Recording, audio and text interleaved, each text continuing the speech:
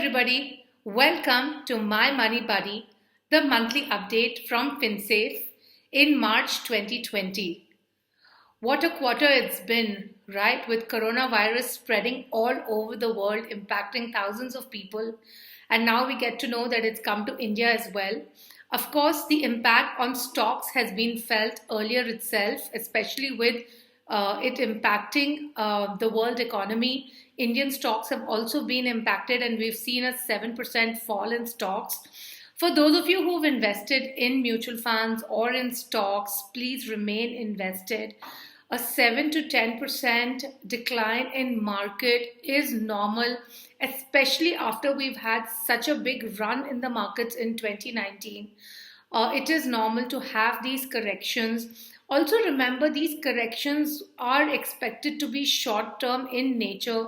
So please do not exit your investments and start buying gold or start looking at safer investments to invest in. Remain invested and continue your SIPs.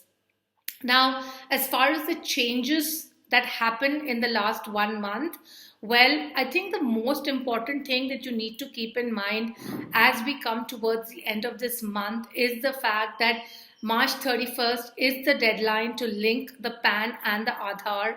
So if you haven't done so, please do so immediately. The other big change that happened last month was with respect to mutual funds. As you all know, that in order to invest in mutual funds, you need to be KYC verified.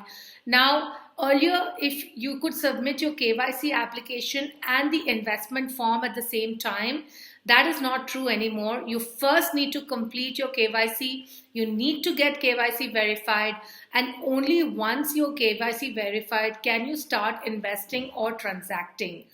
Those accounts which are not yet KYC verified are going to be frozen at this point in time. So do ensure that you complete your KYC if you haven't already done so. Well, the government is certainly looking at introducing many more transaction platforms for investors. The latest is that you can invest in mutual funds directly on the stock exchanges without a stockbroker.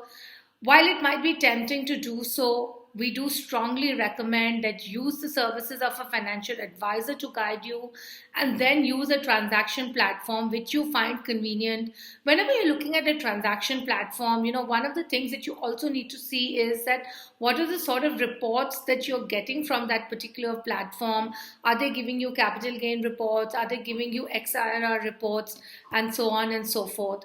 So don't just blindly go and use the stock exchange as a platform without really figuring out whether it's really helping you in your overall needs.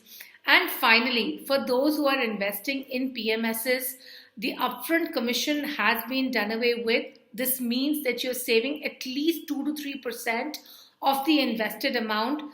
This was the amount that you were paying as upfront commission earlier. So that's another good move by the regulator. And as we go deeper towards the end of this month, I do expect that we may see some more correction. Of course, it all depends as to how the coronavirus plays out, what is the impact that it has on India's GDP as well. So, but stay put, stay calm, and best of luck. Goodbye.